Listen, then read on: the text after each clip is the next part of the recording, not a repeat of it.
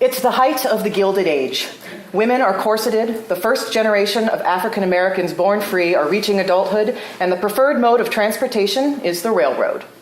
Set 2 months prior to the railroad strike that defined the American labor movement, we meet the white factory workers and black train porters who live under the thumb of industrialist George Pullman in the company town he named for himself. We see the town through the eyes of 3 families whose race and class have determined their place in life. As the strike heats up, their starkly different worlds converge, and issues of inequality, economics, and the rights of government are called out. This is Company Town by Samantha Levenshus. Interior train, dining car, 1894 day. Passengers enjoy polite conversation or read the paper. Alone at a table sits Angelica Tyler, 27, smart and ambitious enough to confound the politics of the men who devise the corset she wears. She writes observations in a notebook. Theo Smithton, 24, a porter who hides his rebellious nature behind an infectious smile, brings her a cup of tea. She takes a long sip and closes her eyes for a moment.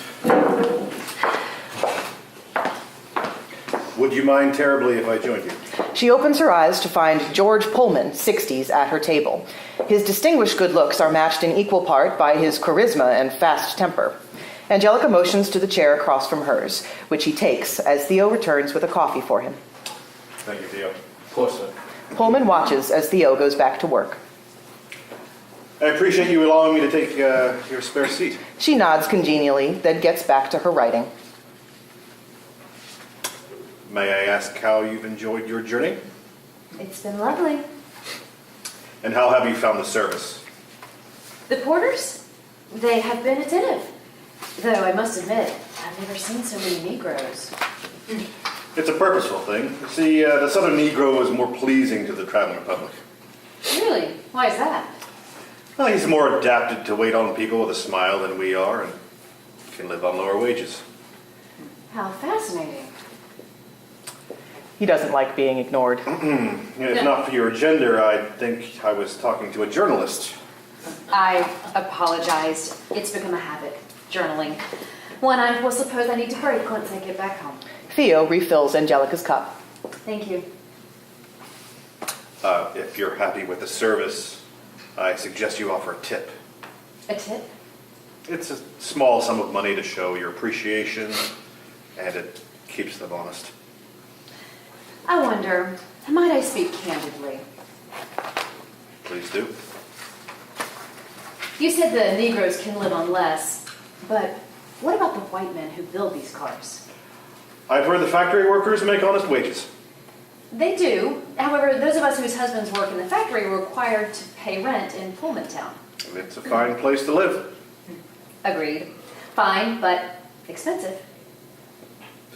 Your husband works in the factory, then, Mrs. Tyler. Angelica Tyler. George Pullman. Beat. Yes, I know. A thin smile makes its way across Pullman's face.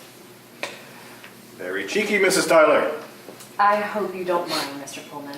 He considers a moment, then lets out a congenial chuckle. You would get along well with my daughter. Always pushing buttons. The train's squealing brakes signal the end of their trip. I should gather my things. As they stand, the train lurches and Angelica loses her balance. She grabs onto Pullman to keep from falling. Oh. Careful, dear. These trains can be dangerous. I'd better find my way back to solid ground before I wind up in trouble then, hasn't I? She turns to walk away and discreetly retrieves her notepad and pen from her pocket. She scribbles as she walks. Exterior train station, day. Pullman steps onto the platform with the assistance of Quincy Smithton, 50s, a former slave, proud of the life he's built. Welcome home, Mr. Pullman. Thank you, Quincy. And how are things coming along for the ceremony? Oh, looking good, Mr. Pullman. And Theo? He's prepared? My Theo will be the best lead porter you've ever seen. Can't thank you enough for giving him a chance. Pullman pats Quincy on the back, and the two walk towards another car on the train. Well, I did watch him grow up on this platform. I'm happy to give him the opportunity. How's Meg? Glad to have Theo home. Making a big old welcome back lunch today. 20 years I've been out on the trains, and not once did I get a welcome home meal. But Theo, man, every time. Mothers and their sons. And Mrs. Pullman. Oh, she keeps busy with her socials and the children. Twins are a handful, as I understand it. Boys will be boys. The men pass a sign that reads, "Welcome to Pullman Town," as they board a train car. Interior, train, Pullman's private car, continuous. Pullman sits as Quincy presents a pair of shoes. Pullman nods approvingly. I'd like to wear my tails tonight. Quincy begins to change Pullman's shoes. Yes, sir. Cufflinks? The gold ones Carnegie gave me. I'd expect he'll be in attendance. You've been a good porter, Quincy. I hope Theo will take as much pride in this position. He's the right man for the job. Even so, I hate for anything to come between us after all these years. Wouldn't you? Yes, sir, of course. Perhaps you two should stay at the station tonight. Go over things before tonight. Of course, Mr. Pullman. Shirley May will understand. I'm sure she will. Good. Tell the kitchen to provide lunch for you two. That'll be nice, huh?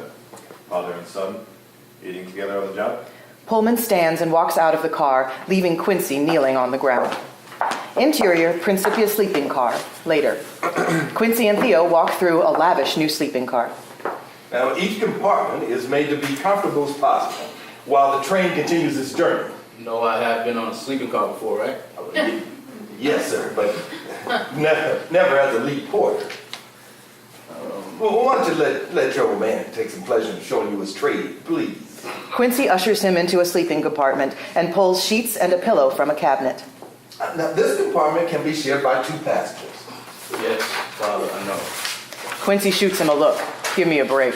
He hands Theo the linens. And now you make up a bed. Quincy waits for Theo to make a move. Like, seriously, no one's sleeping here tonight. It's important to make sure you've been properly trained, son. Theo begrudgingly begins to make the bed. There are always people watching.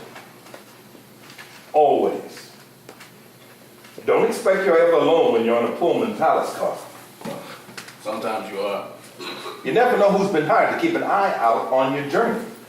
Are you a spotter, Pop? You never know, Theo.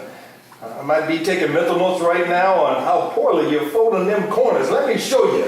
Quincy gets up and shows Theo how to fold a hospital corner. Proud of you, son. Theo fluffs the pillow before putting it on the bed. Want to show me how to place these settings in the dining car? I expect that's better. Quincy leaves the compartment. Theo follows, but stops a beat to tilt a painting on the wall, leaving it off balance. Interior, Principia sleeping car, compartment, later. The sounds of the ceremony happening outside are audible as Theo walks into the compartment he made up earlier. This is a very well-made compartment, Porter. I'm glad it's your liking, Mrs. Warren. He turns to see Florence Pullman, 22, naive in a way only the young and beautiful can be. She has her father's charisma, but none of his temper. You can call me Flora, you know. She kisses him. Yes, I know. He kisses her back, moving on to the bed. Florence giggles as Theo kisses her neck and works his way down her body until he is able to climb under her skirt. I've been meaning to ask you about your last letter to me. You wrote something. A phrase? Shh. But I want to... What are you... Oh! He glances up at her with a mischievous grin. Don't stop! He playfully throws her skirts entirely over his head. Florence clutches a pillow and her body seizes in ecstasy. Interior, Principia sleeping car, compartment, later. Theo tidies himself up, but Florence continues to kiss him. That was amazing. What was that? You're amazing. Don't tell me this. How come women wear so many layers? She kisses him and pulls him onto the bed. About that phrase I mentioned? Yes. I love you too. Theo's grin covers the entirety of his face. I gotta get out of here and go greet the guests before I lose my job. She lets him go, but before Theo has a chance to get up, the door to the compartment swings open. They are caught. They stand quickly. Florence darts behind Theo and hurriedly buttons the top of her dress. Quincy stands in the doorway, stunned. This cannot be. Pops, I can explain it. You need to stop talking right now, son. Miss Florence, are you okay? Hi, Quincy. Yes, I'm fine. Just a bit embarrassed. You should get back to the party. Yes, that's probably the best idea. She looks to Theo with an "I'm sorry" shrug and quickly makes her way out of the compartment. I know how this looks. When I said don't talk, I meant it. But you have to let me. What if Mr. Pullman had found you? Look, it shouldn't matter. I'm a free man, just like Pullman's sons. You're black. And she loves me. That woman is going to marry a rich white man. And if she tells a soul about you, ever, God help you, son. You're not just out on a job. You'll be strung up and killed in front of that damn church. I need more than just not being a slave. I mean, don't you see we're not any better off now than we were before? I watched my pop beaten until he passed because he spoke up for my mom when she was too sick to work. I listened to my sister scream as a white man raped her over and over again, watched as they yanked her child from her breast, and there was nothing I could do about it. Don't you ever say we're not better off. Stupid, selfish, arrogant child. Quincy begins remaking the bed. Pop, Go get ready for the guest. I'm Go! Theo heads out the door and Quincy sits on the bed, resting his head in his hands. Interior Principia dining car, continuous. Theo enters the dining car and nearly runs into Pullman. sorry, sir. Yes, that's fine, Theo. Have you seen Floria aboard? Seems she missed my speech. Miss Lawrence? Not since I showed your family around earlier. I thought not. Well, what do you think of her? Beauty, isn't she? Well, there's one place I love being, it's inside a Pullman. Good on you. No. Shall we bring the party aboard? Whatever you like to, Mr. Pullman. Very good. Pullman turns and heads back toward the front of the train.